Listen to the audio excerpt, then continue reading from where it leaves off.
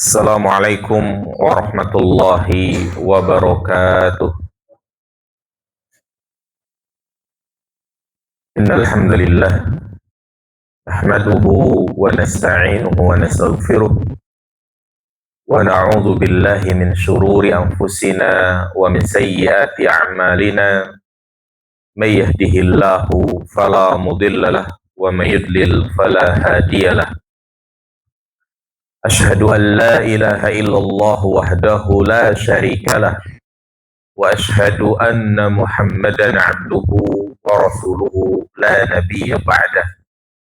Allahumma salli ala Muhammad wa ala ali Muhammad. Amma ba'du ayyuhal ikhwah rahimani wa rahimakumullah.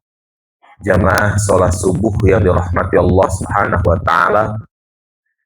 Kita awali majlis kita dengan memuji dan bersyukur kepada Allah Subhanahu wa taala atas segala nikmat dan karunia yang Ia limpahkan kepada kita semua. Di mana sampai saat ini Allah masih memberikan banyak kenikmatan kepada kita. Utamanya adalah nikmat di mana Allah masih menggerakkan hati kita untuk hadir di majelis yang mulia ini, memperdalam ilmu agama Allah, yang ini sebagai tanda Allah menghendaki kebaikan kepada kita. Rasulullah Shallallahu Alaihi Wasallam mengingatkan, "May yuridillahu bihi khairan yufaqihu fiddin." Barang siapa yang Allah kehendaki kebaikan kepadanya, maka Allah akan memberikan pemahaman yang mendalam tentang agama ini. Karena ketika seorang hamba diberikan kesempatan untuk beribadah dan dia pun mampu mengerjakan ibadah tersebut, ini adalah nikmat yang sangat besar. Inilah yang disebut dengan nikmat taufik. Nikmat taufik yang Allah hanya berikan kepada orang-orang yang dikehendakinya saja. Baik ikhwan, akhwat yang dirahmati Allah Subhanahu wa taala, kembali kita akan melanjutkan serial kajian rutin kita yang biasa diadakan Sabtu subuh pekan ketiga, membahas tentang kehidupan setelah kematian.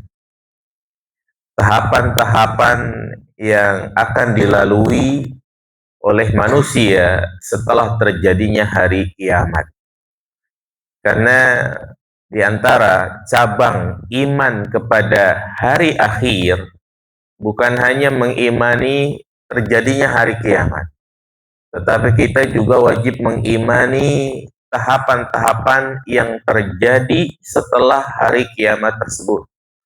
Yang ternyata perjalanan manusia itu sangatlah panjang, yang tidak ada ujungnya. Di mana manusia hanya ada pada dua keadaan, bahagia atau celaka. Pada beberapa pertemuan yang lalu, kita telah menjelaskan ya tentang Yaumul Mahsyar, hari dikumpulkannya manusia di padang mahsyar. Kemudian asy-syafa'ah, tentang adanya syafaat. Ya, di antara syafaat yang khusus dimiliki oleh Nabi adalah syafaat apa? Syafaatul uzma. Ya, kemudian juga telah kita sebutkan tentang al-haud, telaga, yang mana manusia sangat butuh saat itu. Setelah mereka kepanasan, dikumpulkan di tengah padang mahsyar, Allah dekatkan matahari, mereka kehausan. Maka orang-orang yang beriman, ya, yang tunduk dan patuh kepada Nabi SAW, mereka dipersilakan masuk ke telaga, ya, untuk menikmati air tersebut. Nah, kemudian jamaah yang dirahmati Allah Subhanahu wa taala, di antara tahapan yang akan dilalui oleh setiap manusia pada hari kiamat kelak adalah al-hisab. Al-hisab, inilah suatu hari yang sangat berat, di mana ketika di padang mahsyar manusia dalam kondisi genting, mereka gelisah, hatinya itu tidak tenang karena memikirkan hari ini, yaitu yaumul hisab. Makanya di antara nama hari kiamat adalah Yaumul Hisab.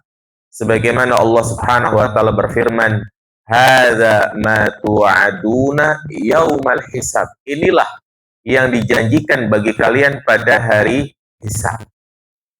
Apa itu hisab, jemaah? Hisab mungkin mudahnya kita katakan audit, di mana Allah Subhanahu wa taala akan memperlihatkan semua amal perbuatan yang kita lakukan selama hidup di dunia. Apa kata para ulama? Al-hisab adalah ittila'ullahi ibadahu ala a'malihim yaumal qiyamah.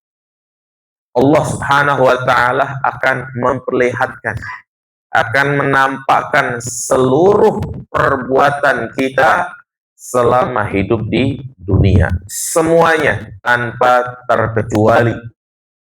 Baik itu ucapan-ucapan yang pernah kita katakan, perbuatan, ya, penglihatan, pendengaran, semua akan ditanya oleh Allah Subhanahu wa taala. Jadi bukan hanya diperlihatkan, tetapi juga akan ditanya, kenapa engkau melakukan ini? Apa yang menyebabkan kau lakukan ini? Makanya Allah Subhanahu wa taala berfirman, "Wala taqfu ma laisa laka bihi ilm. Inna sam'a wal basara wal fuada kullu ulaika kana anhu mas'ula." Janganlah engkau berkata-kata tanpa ilmu, karena sesungguhnya pendengaran, penglihatan, hati itu semuanya akan dimintai pertanggungjawaban oleh Allah Subhanahu wa taala.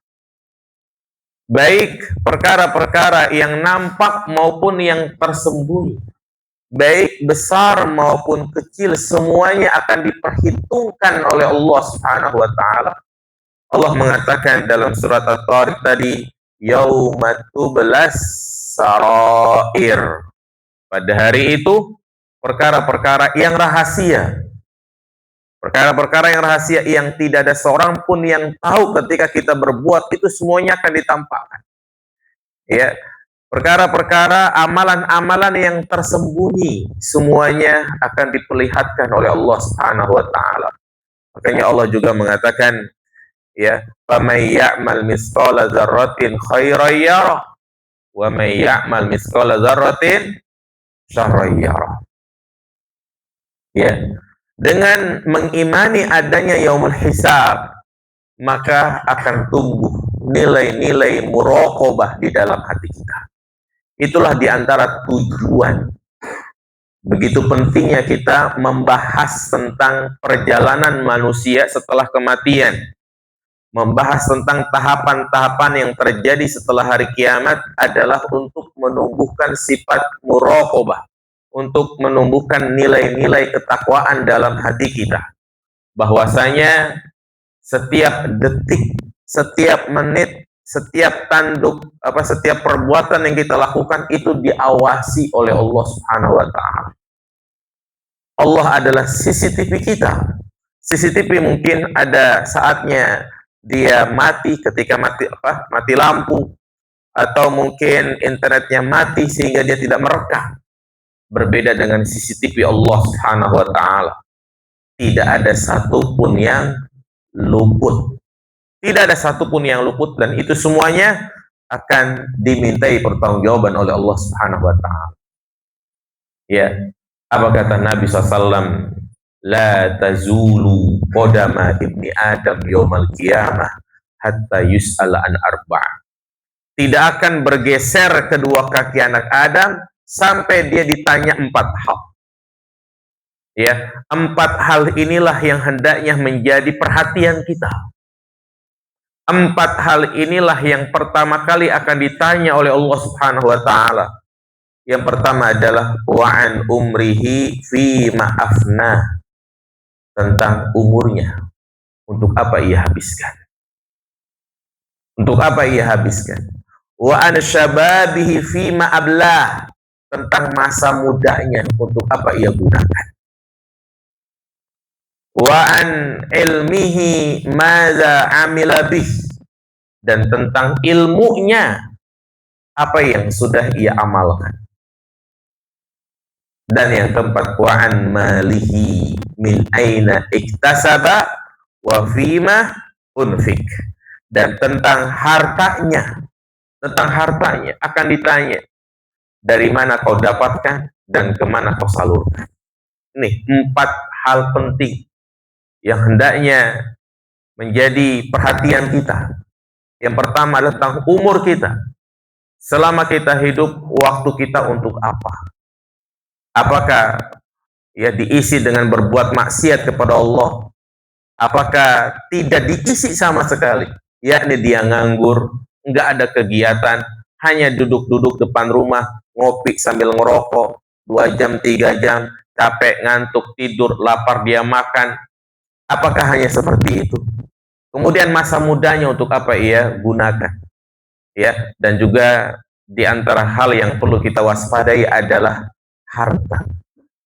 Kita semua tentu memiliki harta berupa rumah, kendaraan, aset-aset, logam mulia, ataupun yang lainnya. Maka kita harus siap nanti pada hari kiamat akan ditanya 2 hal. Min aina iktasabah. Dari mana kau dapatkan itu semua? Dari mana kau dapatkan? Kemudian yang kedua adalah kemana kau salurkan? Wa an malihi min aina iktasaba wa fima unfik. Ingat, saat itulah Allah Subhanahu wa taala akan membalas orang-orang yang pernah melakukan kezaliman. Makanya selain dikatakan yaumul hisab, juga dikatakan yaumul jaza, hari pembalasan. Allah akan jadikan manusia itu ingat kembali. Meskipun mungkin orang yang berbuat zalim dia lupa, tapi yang dizalimi ingat, maka siap akan dimintai pertanggungjawaban oleh Allah Subhanahu wa taala.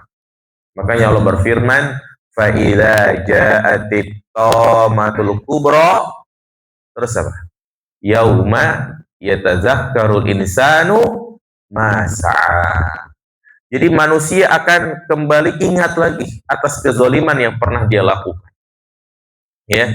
Demikian pula Allah Subhanahu wa taala mengingatkan, wala tahsabannallaha ghafilan amma ya'malul zalimun. Jangan kau kira Allah itu lupa dari kezaliman orang-orang yang melakukannya. Maka ayat ini sebenarnya menjadi peringatan dan juga sebagai penghibur, sebagai peringatan bagi siapa saja yang menzalimi orang lain.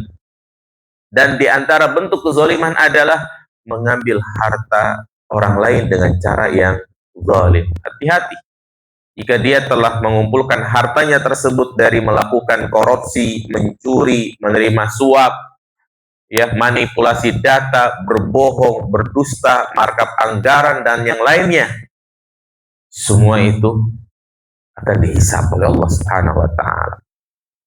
Allah tidak akan lupa dari orang-orang yang melakukan kezaliman. Dan sebagai penghibur, yakni bagi dia yang merasa terzalimi, tanahnya diambil, hak-haknya dirampas, maka ingat, cepat ataupun lambat pasti Allah akan membalasnya, baik di dunia maupun di akhirat.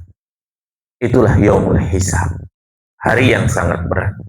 Makanya Allah mengingatkan, inna ilaina iyabahum summa inna alaina hisabahum. Kalian akan kembali kepada kami dan kamilah yang akan menghisab kalian. Maka selain kita berupaya untuk memaksimalkan ibadah, selain kita selalu muhasabah, maka banyak-banyak berdoa kepada Allah Subhanahu wa taala. Makanya ada 2 hal untuk meringankan hisab kita. Yang pertama adalah hendaknya kita menghisab diri kita setiap saat. Menghisab diri kita. Muslim yang cerdas adalah yang dia selalu menghisab dirinya. introspeksi terhadap dirinya, bukan menghisap orang lain. Ya, apa kata sahabat Umar bin Khattab radhiyallahu taala an, hasibu anfusakum qabla an tuhasabu, wazinu anfusakum qabla an tuzanu. Hisablah diri kalian sebelum kalian dihisab. Timbang-timbanglah amal kalian sebelum amal kalian ditimbang. Apa maksudnya menghisab diri kita di dunia? Ya, yakni kita banyak merenung bukan menghayal ya. Banyak memikirkan, baik setelah tidur atau sebelum tidur. Memikirkan yang pertama, dosa-dosa apa saja yang dia lakukan saat itu. Ya, setelah dia mikir-mikir, oh tadi dosa ini, maka dia berupaya untuk menghapusnya dengan cara beramal. Pagi harinya dia bangun, dia bersedekah, dia melangkahkan kaki ke masjid. Ya, naam, memang Nabi mengatakan, ya kullu bani Adam khata', setiap anak Adam itu pasti melakukan kesalahan.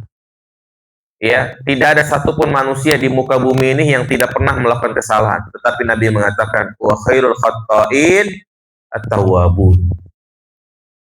Ya, sebaik-baik orang yang melakukan kesalahan adalah dia segera untuk bertaubat. Yakni dia melakukan amalan-amalan yang itu bisa menggugurkan dosanya. Jadi setelah dia berpikir, merenung, oh ternyata tadi dia melakukan perbuatan dosa. Di internet dia membuka media-media sosial, melihat wanita-wanita yang mengumbar auratnya. Maka dia berusaha bagaimana caranya agar Allah mengampuni dosa tersebut. Selain dia beristighfar, dia juga melakukan amalan-amalan kebaikan. Karena dikatakan innal hasanati yudhibnas sayyi'at. Sesungguhnya kebaikan-kebaikan itu menghapus segala keburukan. Kemudian juga dia pikir-pikir lagi, adakah amal soleh yang belum dia kerjakan? Begitu banyak ibadah-ibadah yang kita sudah tahu hukumnya wajib, hukumnya sunnah, dalilnya jelas. Setiap kali kita kajian seperti ini, ya, di antara manfaat yang terbesar yang kita dapatkan adalah kita jadi tahu mana amalan yang disyariatkan, mana amalan yang diwajibkan, mana amalan yang disunnahkan, mana amalan yang memiliki keutamaan yang sangat besar. Cuma pertanyaannya, sudah kita lakukan belum? Ya, mulai dari bangun tidur, kita sudah tahu nih, sholat qobliyah subuh. Hari ini kita kerjakan atau tidak? Kita sudah tahu jam 8 mengerjakan sholat duha, kita sudah kerjakan atau belum? Kita sudah tahu keutamaan sedekah. Jadi itulah disebut namanya muhasabah, muhasabatun nafs. Bukan malah mengevaluasi orang lain. Ya, dicari kesalahan-kesalahan orang lain. Ya, maka inilah orang yang paling merugi. Maka di antara orang yang paling ringan hisabnya adalah orang yang banyak mengevaluasi dirinya selama hidup di dunia. Ya. Pesan dari sahabat Ali bin Abi Thalib radhiyallahu anhu mengatakan, inna dunya ikbalat mutbiratan wa innal akhirata ikbalat mukbilatan. Sesungguhnya dunia datang meninggalkan kita. Berbeda dengan akhirat, ia datang akan menyambut kita. Ya, di mana di sini sahabat Ali bin Abi Thalib mengingatkan kepada kita tentang hakikat di dunia. Bahwasanya apa yang kita dapatkan di dunia ini tidak ada satupun yang kebawa mati. Ya, tapi yang paling penting adalah harta tersebut kita gunakan untuk apa? Ya. Jadi Allah tidak melihat banyaknya harta kita ataupun sedikitnya harta kita, tapi harta itu kita gunakan untuk apa? Kalau ujung-ujungnya adalah hanya berpindah tangan kepada ahli waris kita, maka itu tidak ada manfaat yang kita dapatkan. Ya, yang kita dapatkan adalah harta yang kita sedekahkan. Itulah yang akan menjadi teman kita di alam barzah. Itulah yang akan memudahkan kita pada hari perhitungan amal. Dan beliau mengatakan, fakunu min abna'il akhirah Wala takunu min abna'id dunia. Fokuslah dengan kehidupan akhirat. Jangan kau fokus dengan kehidupan dunia. Ya, karena tinggal ada dua kemungkinan. Imma kita akan meninggalkan dunia terlebih dahulu, atau dunia itu yang akan meninggalkan kita. Dan beliau mengatakan, fa innal yauma amalun wala hisab, wa godan hisabun wala amal. Hari ini adalah amal, amal dan amal. Tidak ada hisab. Yani Allah tidak menghisab di dunia. Adapun nanti pada hari kiamat yang ada hanyalah hisab dan tidak ada amal. Ya, jadi untuk memudahkan ya hisab kita nanti pada hari kiamat adalah menghisab diri kita terlebih dahulu, mengevaluasi, mengaudit. Bahkan para ulama menyebutkan, ya, hisablah dirimu sebagaimana engkau mengaudit usahamu. Maksudnya apa? Kita ini kadang punya usaha, punya bisnis, punya perniagaan. Itu kan kalau kita mengaudit luar biasa. Apalagi kalau kita sebagai pemodal, ya usaha kita dijalani sama orang, ya kan. Itu namanya pemasukan dan pengeluaran kita ketat banget, ya kan. Sampai 2000 ditanya, ini duit apa ya 2000 ini? Kemarin numpang kencing, ya kan. Artinya saking apa ini? Saking telitinya dia menghisap masalah keuangan. Nah, demikian pula dia harus teliti terhadap dirinya. Kemudian juga yang kedua adalah berdoa kepada Allah Subhanahu wa taala. Di antara doa yang diajarkan oleh Nabi adalah Allahumma hasibni hisaban yasira. Ini doa yang hendaknya kita baca. Allahumma hasibni hisaban yasira. Ya Allah, hisablah aku dengan hisab yang ringan. Ya, dengan hisab yang ringan. Baik. Maka ya, di antara apa yang dikatakan oleh Nabi Musa alaihissalatu wassalam, ya Allah abadikan di dalam Al-Quran, qala Musa inni a'udzu bi rabbi wa rabbikum min kulli mutakabbirin la yu'minu yaumal hisab. Ya Allah, aku berlindung kepadamu, ya, dari setiap orang-orang yang sombong, yang tidak beriman kepada hari hisab. Jadi setelah kita mengetahui dalil-dalil yang menjelaskan bahwasanya al-hisab itu ada, tahapan itu ada, maka kita wajib mengimaninya. Ya, jangan sampai kita mengingkarinya, menolaknya, karena ini adalah jurang pembatas antara muslim dan kafir. Ya, kalau kita sebagai seorang muslim, maka tuntutan yang ada dalam agama ini adalah mengimani semua tahapan yang terjadi setelah hari kiamat. Itu dia harus mengimani, diantaranya al-hisab. Kalau dia tidak mengimani itu semua, ngapain dia masuk Islam? Kalau dia tolak-tolak, masa sih ada yang namanya hisab nanti pada hari kiamat? Ya, terus kapan dikumpulkannya, gitu kan? Kemudian waktunya gimana, kan manusia miliaran, tuh hisabnya kayak gimana, ya kan? Dia ingkari itu semuanya, maka otomatis dia sama saja ya mengingkari salah satu dari rukun iman, dan mengingkari rukun iman adalah sebab kekufuran. Kemudian jamaah yang dirahmati Allah Subhanahu wa taala, ada beberapa kaidah penting terkait yaumul hisab ini. Ya, kaidah-kaidah yang hendaknya kita yakini dan sebagai bahan muhasabah bagi diri kita. Yang pertama, hisab itu dibangun di atas keadilan Allah Subhanahu wa taala. Iya. Allah lah yang menghisab secara langsung. Dan Allah akan menegakkan hisab tersebut dengan penuh keadilan. Berbeda di dunia. Terkadang tatkala seorang dihakimi di pengadilan, ada bentuk kezoliman-kezoliman yang dilakukan oleh hakim, oleh saksi, jaksa penuntut umum, ataupun yang lainnya. Tapi berbeda dengan hisab Allah Subhanahu wa taala. Allah tidak akan menzolimi hambanya. Apa kata Allah Subhanahu wa taala ya dalam surat Fussilat ayat 46, wa ma rabbuka bizzallamin lil abid. Rabbmu tidak mungkin menzolimi hambanya. Rabbmu tidak mungkin menzolimi hambanya. Ya.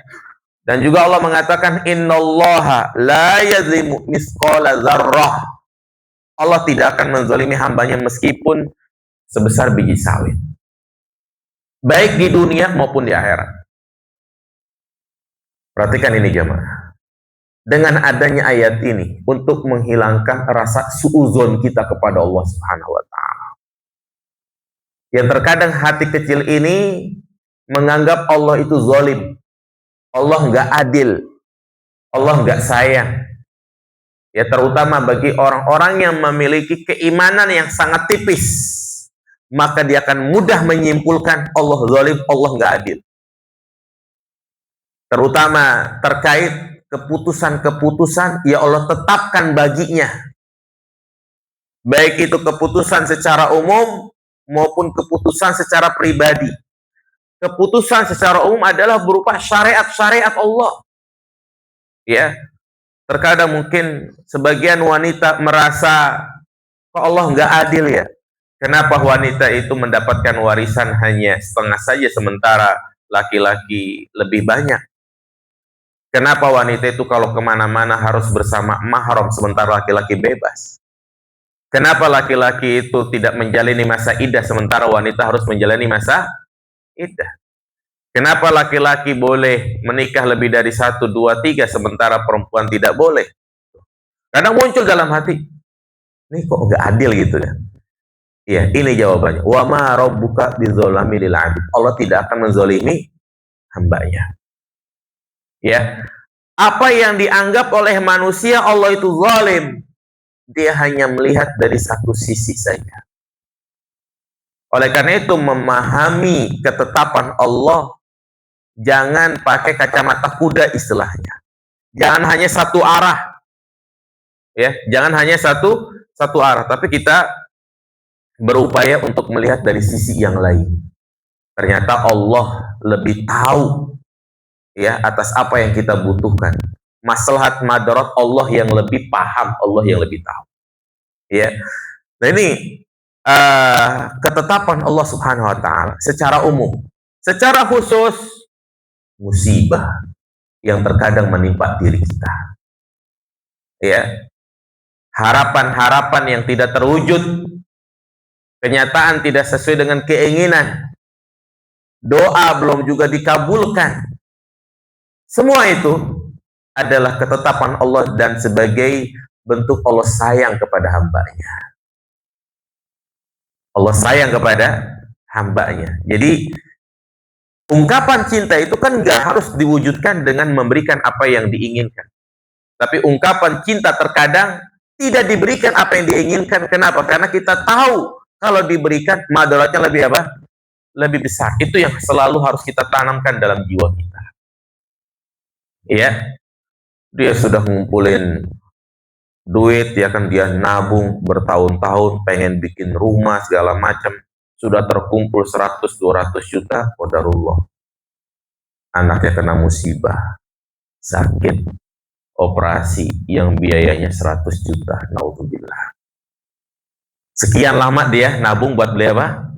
Rumah, nggak jadi beli rumah untuk pengobatan anaknya. Nabung sekian tahun buat beli mobil. 5 tahun, 10 tahun dia nabung tuh. Sehari sekian.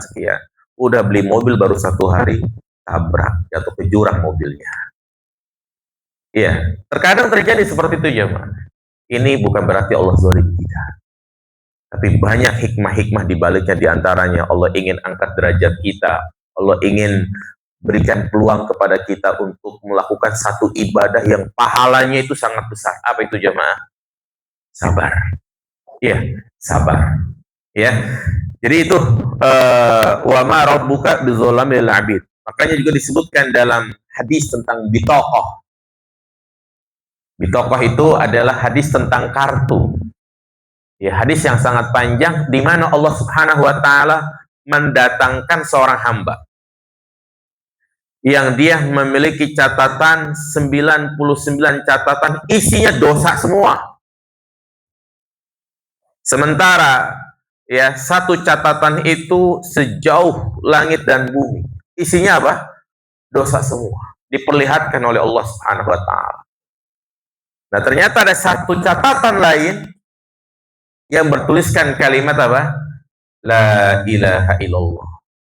Maka dengan kalimat tauhid tersebut itu menggugurkan 99 catatan keburukan itu. Ya. Kemudian Allah mengatakan kepada hamba, hal zalamaka katabil hafidhu, apakah yang mencatat amal itu berbuat zalim? Hamba ini mengatakan, la ya Rabbi, tidak wahai Rabb. Ya, justru sebaliknya. Ya, Allah Subhanahu wa taala sangat sayang kepada hambanya di mana dosa-dosa tersebut diampuni oleh Allah Subhanahu wa taala. Ya. Jadi ya, kasih sayang Allah kepada hambanya itu lebih besar daripada kasih sayang seorang ibu kepada anaknya. Dikisahkan ya dalam suatu peperangan di mana ada seorang ibu sedang mencari-cari anaknya. Cari muter mana anaknya. Ketemulah anaknya, dia peluk, dia cium, dia sangat bersyukur anaknya itu ya masih dalam keadaan hidup. Kemudian Rasulullah mengatakan di hadapan para sahabat, bagaimana menurut kalian? Ya, sudikah kiranya, apakah ibunya tega untuk melemparkan anaknya tersebut ke dalam api? Maka sontak para sahabat mengatakan, tentu tidak ya Rasulullah, nggak mungkin. Karena dia sangat sayang kepada anaknya. Apa kata Allah? Allah lebih sayang daripada orang tua kepada anaknya. Ya. Jadi pengampunan dosa itu luar biasa. Di dunia, di akhirat, sebagaimana yang pernah kita bahas dalam bab syafaat. Ya, artinya orang yang seharusnya masuk neraka nggak jadi masuk neraka karena adanya syafaat. Ya, jadi intinya ini kaidah yang pertama, hisab dibangun di atas apa? Keadilan. Jadi kita jangan takut, jangan khawatir. Ya, justru sebaliknya, apa yang kita alami, ya, apa yang kita alami pengadilan di dunia ini tidak adil, maka nanti Allah akan balas lagi. Ya, Allah akan tegakkan lagi pengadilan nanti pada hari kiamat. Ya.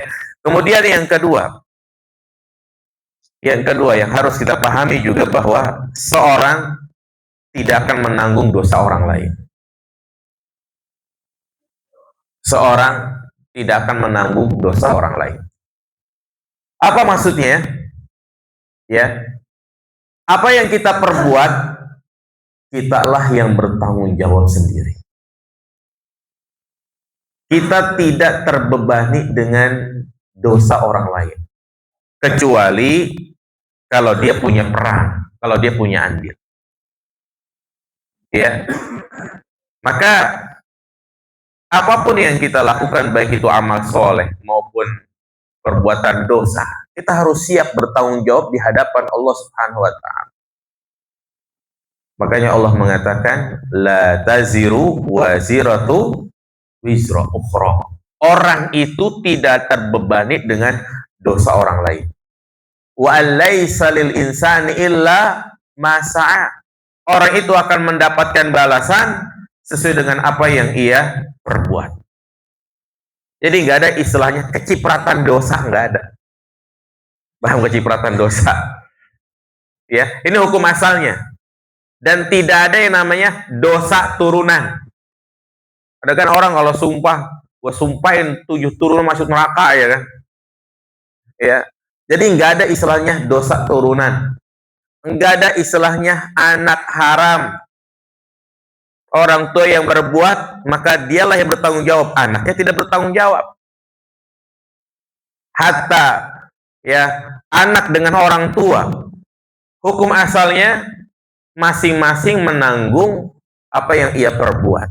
Apa kata Allah? Kullum ri'im bima kasabarohin. Ya, masing-masing bertanggung jawab atas apa yang ia kerjakan. Surat Tur ayat 20. Ya, jadi seorang tidak menanggung dosa kerabatnya. Orang tua tidak menanggung dosa anaknya. Dan anak pun tidak menanggung dosa orang tuanya. Suami tidak menanggung dosa istrinya. Istri tidak menanggung dosa suaminya. Ini hukum asal. Ya. Selama kita sudah menunaikan hak-hak di dalam menegakkan al-amru bil ma'ruf wan nahyi 'anil munkar, maka gugur bagi kita ya atas semua itu. Suami sudah mengarahkan kepada istrinya kalau keluar rumah harus pakai jilbab, tutup aurat, tapi ketika diingetin marah terus. Urusan aku, ngapain kamu ngatur-ngatur pribadi saya? Digituin suaminya. Iya, takut sama Allah. Urusan Allah nanti urusan saya. Subhanallah. Saya yang tanggung dosa saya. Subhanallah. Kadang ngomong begitu itu berani banget. Keluar rumah pakai jilbab sudah. Suami hanya apa? Menyampaikan. Ya. Istri juga demikian, melihat suaminya jarang ke masjid, ninggalin sholat, suka melihat video-video sur misalnya. Istri selalu ingatkan, jangan Pak, dosa. Ya. Kemudian dia menjawab, biar ini tanggung jawab saya dengan Allah, bukan urusan kamu. Ya, maka benar. La taziru waziratu wisra ukhra. Ya, ini yang harus kita perhatikan. Jadi nggak bisa istilahnya nanti kita samaan ya gitu kan. Ya nggak bisa seperti itu. Ya, nggak bisa dia istilahnya. Apalagi kan kadang ada orang yang melakukan istihza. Istihza ketika diingatkan tentang neraka, dia mengatakan nggak apa-apa masuk neraka, emang saya sendirian, banyak kok teman-temannya nanti. Kadang ada yang begitu kan, saya di neraka nggak sendirian, masih banyak orang. Subhanallah. Ya, dia nggak nyadar kalau neraka itu sangatlah pedih. Bahkan lebih parah lagi dibuat AI gitu kan. Lagi di neraka nih. Jadi hukum asalnya ini, la taziru waziratu wisra. Orang itu kalau sudah mati ya sudah, dia bertanggung jawab atas perbuatan dia. Hukum asalnya kita nggak bisa transfer pahala, ya. Nah, kecuali kalau dia memiliki peran, baru dia terkena getahnya. Ya, apa kata Allah Subhanahu wa taala dalam surat Al-Ankabut ayat 13? Wala yahmilunna asqalahum wa asqalan ma'a asqalihim. Dan sungguh manusia akan memikul beban, yakni memikul dosa orang lain dan juga dosa dirinya. Yaitu yang bagaimana? Yang mereka, misalnya orang tua tidak mendidik anaknya dengan benar, nggak pernah diajarin sholat, nggak ada waktu untuk ngajarin ngaji, ya. Maka evaluasi terhadap keluarga kita, jemaah. Anak-anak kita sekarang udah bisa ngaji belum? Sholatnya bagaimana? Ya, karena bisa jadi anak itu akan menyeret orang tuanya ke neraka. Anak pun akan ditanya, kenapa engkau begini-begini? Orang tuaku dulu diem aja, nggak pernah ngajarin. Ya, maka ini bisa jadi dia pun masuk neraka karena gara-gara anaknya. Makanya Allah juga mengatakan dalam surat An-Nahl ayat 25, wa min awzaril ladzina yudillunahum bighairi ilmin ala sa'a ma yazirun. Ya, dan mereka akan memikul dosa orang-orang yang mereka sesatkan. Inilah yang disebut dengan dosa jariah. Bukan hanya ada amal jariah, dosa pun ada dosa jariah. Ya, dai-dai yang menyesatkan umat, mengajarkan kesyirikan, kebid'ahan, dai-dai yang menyembunyikan ilmu sehingga membuat jamaahnya itu tersesat. Ketika dia tanya, karena mungkin dia kajian di masjid yang masjid itu di sebuah gedung besar. Tapi gedung itu adalah bank ribawi misalnya. Tantangan seorang dai. Ketika karyawan bank misalnya nanya, Pak Ustadz apa hukum kerja di bank? Iya.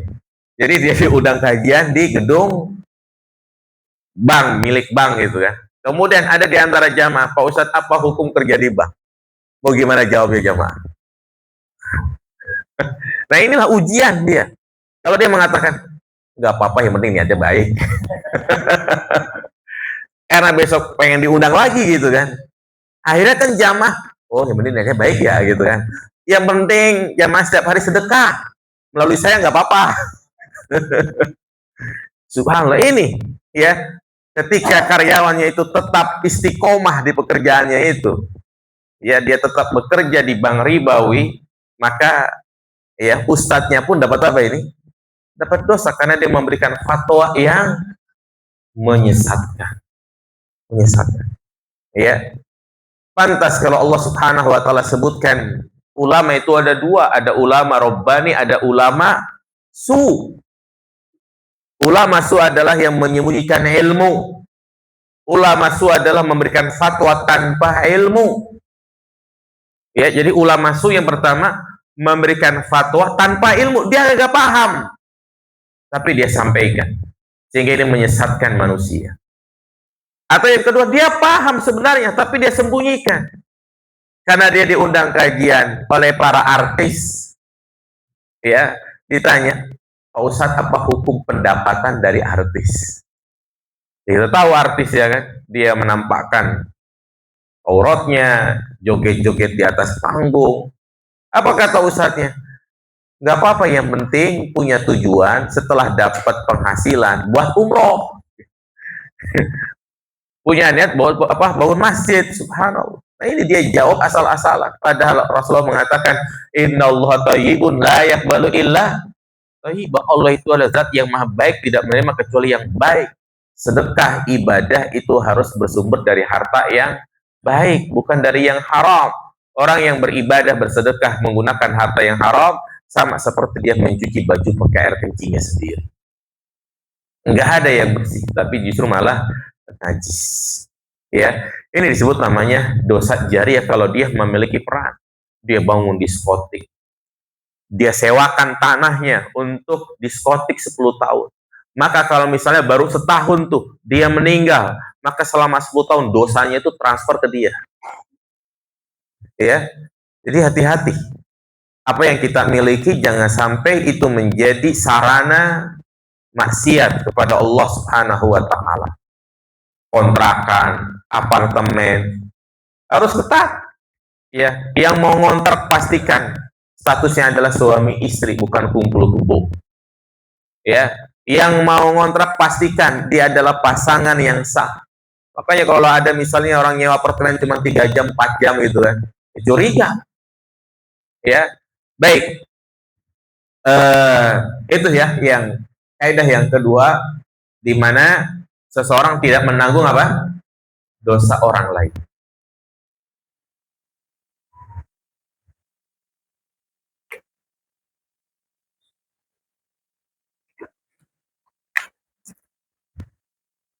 Kemudian juga yang ketiga, setiap orang akan disuruh membaca catatan amalnya. Setiap orang akan disuruh membaca catatan amalnya. Iya. Setelah semuanya diperlihatkan, kemudian Allah bertanya, maka catatan tersebut diserahkan kepada dia untuk dia baca kembali. Baru setelah catatan amal itu diapain jamaah? Ditimbang. Al-Mizan.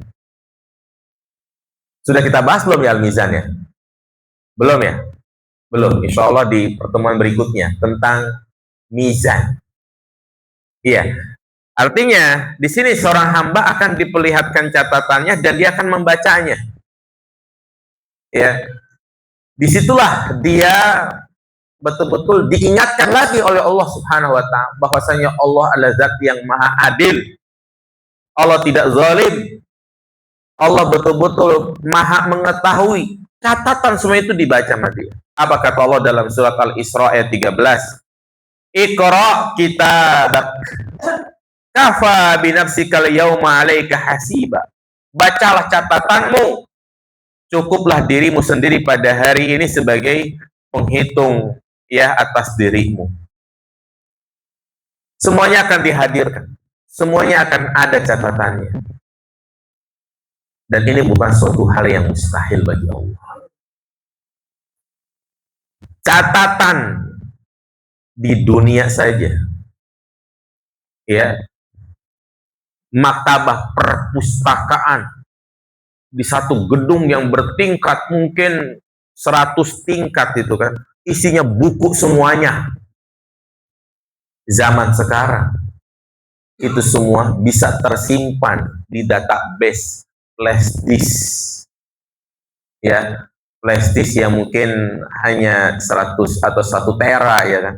Artinya hard disk, tahu kan hard disk ya mah? Kecil atau besar? Kecil. Kemudian flash disk kecil atau besar? Kecil. Flash disk itu walaupun 16 giga gitu ya, itu Masya Allah isinya bisa menyimpan catatan kita kerja di satu perusahaan 10 tahun, 20 tahun, benar kan? Itu catatan di dunia. Apalagi catatan Allah Subhanahu wa Ta'ala. Enggak ada yang enggak bisa kita memikirkan Allah catat. Ya itu apa?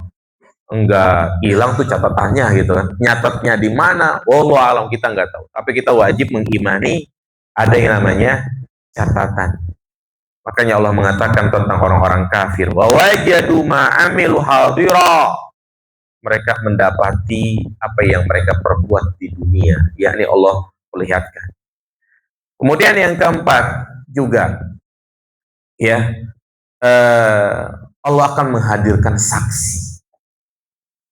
Jadi Allah bukan hanya memperlihatkan, bukan hanya bertanya, tapi juga yang ketiga adalah menghadirkan apa? Saksi. Gambarannya sama di pengadilan dunia. Ketika seorang melakukan tindakan korupsi atau tindakan kriminalitas, maka hakim akan bertanya, ya kan? Hakim bertanya, ya, setelah disebutkan, diperlihatkan kasus yang menjerat dia, kesalahan dia apa? Oh, membunuh. Ya, pas itu ditanya-tanya sama hakim. Apa kronologinya? Kenapa kamu membunuh? Apa alasan? Kadang lisan itu masih bisa berbohong, ya kan? Masih bisa berbohong. Nah, maka untuk membantah pernyataan dia, pengakuan dia, maka biasanya hakim mendatangkan siapa? Saksi. Kalau udah saksi sudah nggak bisa. Nah, demikian pula nanti hari pengadilan pada hari kiamat, di mana ya Allah akan mendatangkan saksi-saksi. Dan semua yang ada di muka bumi ini itu akan menjadi saksi. Tangan akan menjadi saksi. Meskipun sekarang ini tangan nggak bisa berbicara, Allah maha mampu menjadikan tangan itu bisa berbicara. Sebagaimana Allah mampu menjadikan mulut kita bisa berbicara, ya kan? Maka Allah juga maha mampu menjadikan tangan ini bisa berbicara. Iya. Ketika Nabi menjelaskan tentang kondisi manusia di padang mahsyar, mereka akan berjalan dengan mukanya. Kebayang nggak kalau muka di bawah, bisa jalan nggak itu? Ya nggak bisa. Apa kata Nabi? Sebagaimana Allah mampu membuat orang itu berjalan dengan kakinya, Allah juga mampu membuat orang itu berjalan dengan mukanya. Iya. Semua benda yang ada di sekitar kita, misalnya dia di sebuah ruangan, nggak ada orang, dia berbuat maksiat di situ, maka ingatlah tanah yang dia pijak itu akan menjadi saksi. Apa kata Allah Subhanahu wa Ta'ala? Idza zulzilatil ardu zilzalaha wa akhrajatil ardu asqalaha wa qala al-insanu ma laha yauma idzin tuhaddisu akhbara. Pada hari itu bumi yang dia pijak itu akan memberikan kabar. Dan Allah lah sejatinya juga yang akan menjadi saksi. Allah yang melihat. Innallaha ala kulli syai'in syahid. Sesungguhnya Allah Subhanahu wa taala menyaksikan ya apa yang dilakukan oleh hambanya. Demikian pula mengatakan al-yauma nakhtimu ala afwahihim. Pada hari itu mulut mereka disumpel, yakni nggak bisa ngomong, diam. Wa tukallimuna aydihim wa tashhadu arjuluhum bima kanu yaksibun. Jadi yang ngomong itu tangan, kaki, semua benda-benda di sekitarnya akan menyampaikan. Ya, baik mereka menjadi saksi atas kebaikan yang dilakukan oleh manusia atau akan menjadi saksi atas perbuatan dosa yang dilakukan. Paham jemaah? Makanya di antara hal yang disunahkan kalau kita ingin mengerjakan sholat Idul Fitri, hendaknya jalan yang kita lalui, berangkat dan pulang berbeda. Tujuannya apa? Agar jalan yang kita lalui itu akan menjadi saksi. Kenapa orang yang mati syahid, sunnahnya itu tidak dilepas pakaiannya, jadi dikuburkan dengan kondisi seperti itu? Karena itu akan menjadi saksi. Nah, demikian pula maksiat yang dilakukan seorang hamba. Bisa jadi baju yang dia gunakan untuk berbuat maksiat itu akan menjadi saksi. Maka takutlah jemaah sekalian. Takut. Ya, kajian seperti ini tujuannya adalah untuk menumbuhkan rasa takut kita kepada Allah Subhanahu wa taala. Iya, tapi ingat, Allah ya mengaudit hambanya dengan penuh kasih sayang. Maksudnya bagaimana dengan penuh kasih sayang? Ya, untuk kebaikan itu dibalas dengan berkali-kali lipat. Satu kebaikan bisa jadi dibalas 10 kali lipat hingga berlipat-lipat. Tapi keburukan ya hanya 1 kali lipat. Jadi satu dosa ya dibalas berapa? 1 dosa. Ya. Dan bisa jadi dosa tersebut juga hilang dengan tadi dia melakukan apa? Kebaikan. Nah, makanya kalau ada yang bertanya, tadi kan dikatakan semua dosanya itu diperlihatkan gitu kan. Bagaimana kalau dia bertaubat? Kalau dia bertaubat, apakah dosa-dosanya yang pernah dia lakukan itu tetap diperlihatkan? Misalnya dulu dia pernah berzina, pernah melakukan kesyirikan, ya pokoknya orang jahat lah. Kemudian dia bertaubat, kemudian dia meninggal. Pertanyaannya, apakah dosa-dosanya itu juga akan dihisap, akan diperlihatkan? Jawabannya, naam, akan diperlihatkan juga. Tetapi setelah itu Allah apa? Hapus. Allah hapus. Ya. Makanya penting sekali bagi kita untuk selalu bertaubat. Bertaubat, tapi dengan taubat yang benar. Bukan sekedar siang dia bermaksiat, malam sholat taubat, besok pagi bermaksiat lagi, malam sholat taubat. Ini mah taubatnya kagak mempan istilahnya. Taubatnya nggak manjur. Taubat yang benar, dia harus menyesal, bertekad untuk tidak melakukan lagi, ya, dan meninggalkan dosa itu. Itu baru taubat yang benar. Sholat taubat itu bukan syarat taubat, ingat jemaah. Sholat taubat bukan syarat taubat. Sholat taubat hanyalah penyempurna dari taubat hamba. Meskipun dia tidak mengerjakan sholat taubat, kalau dia taubat nasuha, diterima taubatnya. Tapi kalau dia sholat taubat tapi tidak menyesali, tidak meninggalkan, diterima nggak taubatnya? Tidak. Ya, baik. Kemudian jamaah yang dirahmati Allah Subhanahu wa taala, apakah binatang juga akan dihisab? Iya, binatang juga akan dihisab. Tetapi ya, mereka hanya sebatas dihisab saja, tidak ada pembalasan. Maka di antara ungkapan orang-orang kafir ya mengatakan wa yaqulul kafiru ya laitani kuntu turaba. Seandainya aku jadi tanah, maksudnya bagaimana? Bukan dia mau dikembalikan lagi ke bumi, bukan. Dia melihat binatang, dihisab, kemudian setelah itu mereka hancur jadi tanah. Nah, harapan orang kafir pengennya begitu. Habis dihisab udah, nggak ada lagi mati. Tapi tidak. Masih ada kelanjutannya surga dan neraka.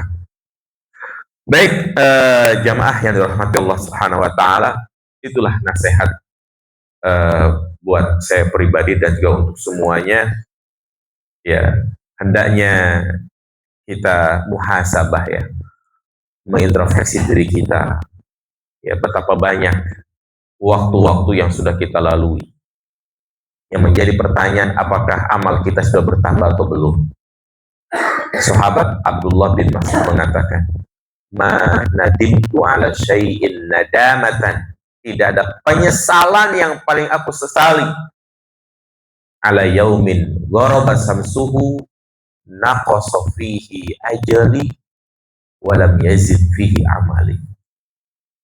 Tidak ada penyesalan yang paling aku sesali daripada suatu hari matahari terbenam, matahari terbit, ajalku semakin sini semakin berkurang, sementara amalku tidak bertambah. Kita sudah memasuki tahun 2026 ya kan? Ya, nggak terasa berarti umur kita pun semakin berkurang. Iya, nominalnya bertambah.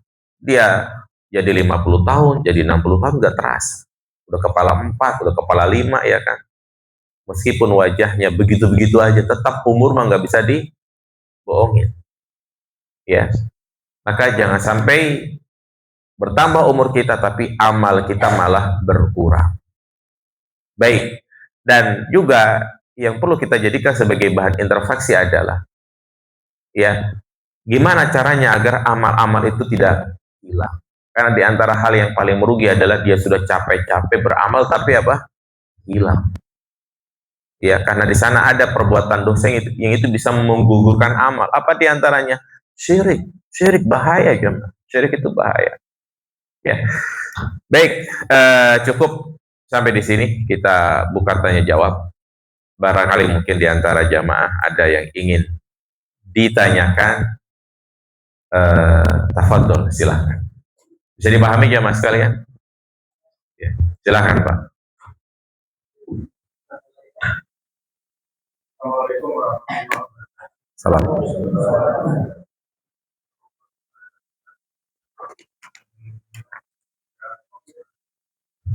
Amin ya. Kita berdoa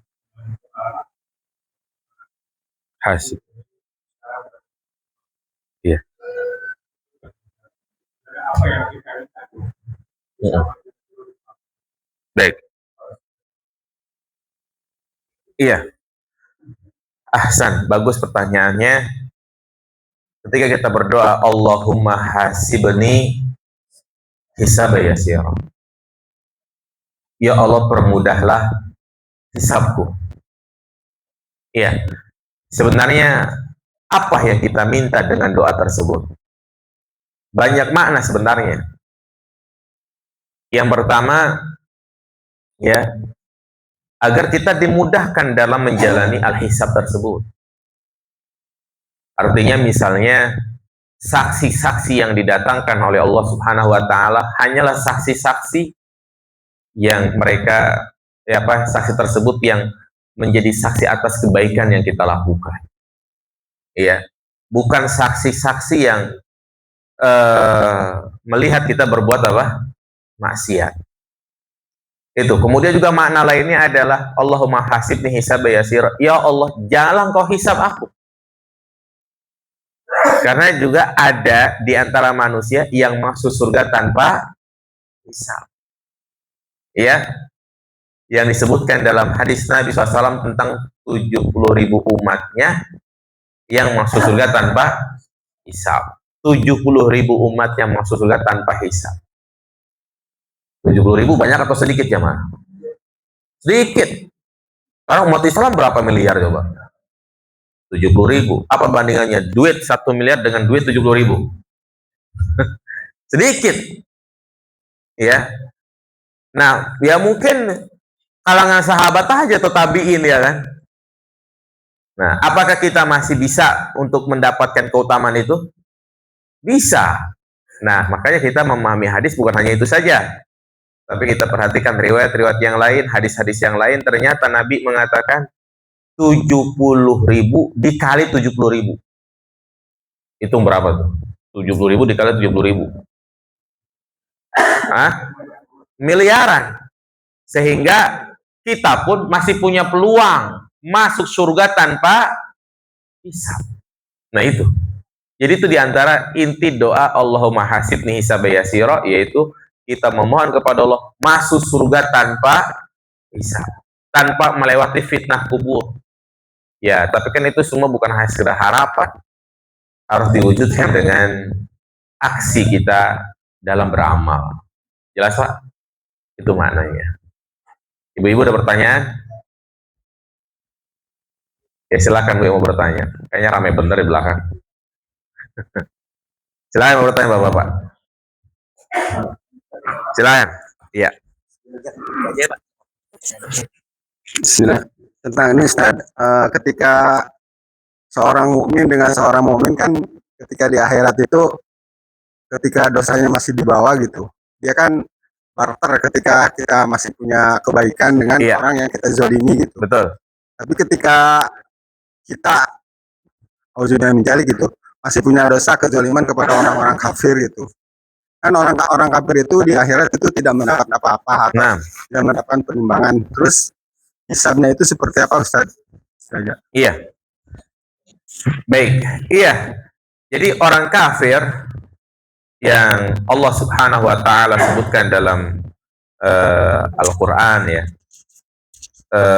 tentang dosa syirik itu kan.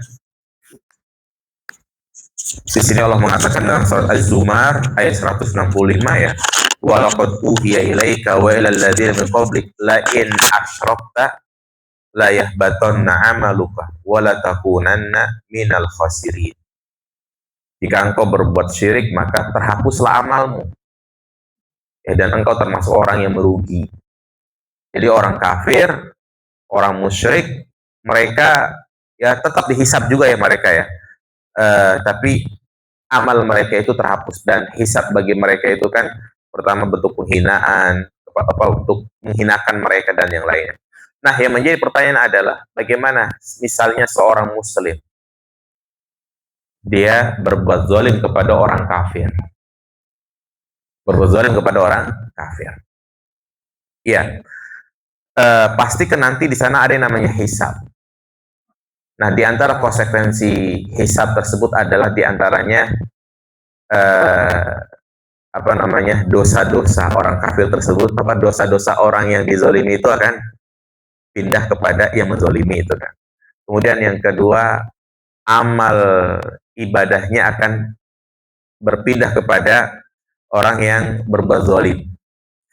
Ya, terus juga Allah akan menegakkan keadilan. Yang menjadi pertanyaan, berarti kan orang kafir nanti ada kebaikan gitu, ya kan? Maksudnya itu kan? Ya, berarti dia dapat kebaikan dong dari kebaikan yang dilakukan oleh seorang muslim yang pindah kepada dia. Maka itu adalah ya gambaran di dunia. Itu gambaran di dunia. Ya. Tapi kalau di akhirat ini berlaku kepada ayat tadi surat apa? Az-Zumar tadi. Jadi sudah paten di mana kebaikannya itu terhapus. Jangan istilah kebaikan seorang muslim itu berpindah kepada dia. Dia melakukan kebaikan apa saja itu kan.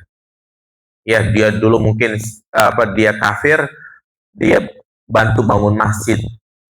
Dia kafir tapi dia memiliki jiwa sosial, empati, peduli, hartanya buat korban bencana. Sebenarnya mereka ada kebaikan gitu jemaah?